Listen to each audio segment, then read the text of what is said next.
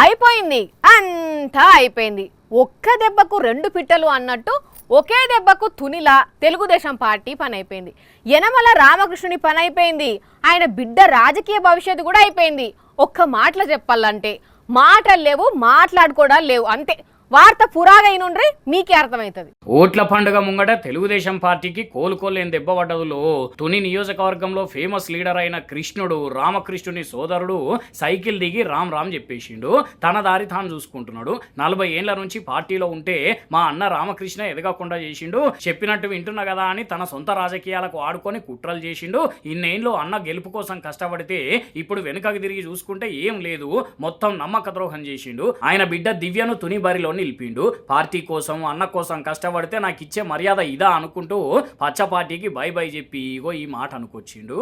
పదవుల ఆశ ఎక్కువైపోయింది కాబట్టి అతని వెనకాల నడిచి కంటే వేరే వాళ్ళకి సేవ చేస్తే మంచిదన్న ఉద్దేశంతో ఈ రోజున నేను నా సహచరులందరూ కూడా తెలుగుదేశం పార్టీకి రాజీనామా చేసి వైఎస్ఆర్ పార్టీలోకి రేపు జగన్ గారి సమక్షంలో వైఎస్ఆర్ పార్టీలోకి నా అనుచరులు నేను కూడా జాయిన్ అయ్యి తప్పనిసరిగా తుని నియోజకవర్గంలో నాతో ఉన్నటువంటి సత్యాందమానంలో ఉన్నటువంటి స్నేహితులు పట్టుకుని నేను సర్వీస్ చేసినటువంటి నా అభిమానులతో కలిసి వైఎస్ఆర్ పార్టీని అత్యధిక మెజార్టీతోటి గెలిపించాలని ఈరోజు నిర్ణయం తీసుకోవడం జరిగింది. కృష్ణుడి రాజీనామాతోని తుని నియోజకవర్గంలో టీడీపీ భూస్థాపితమైనట్టేనట.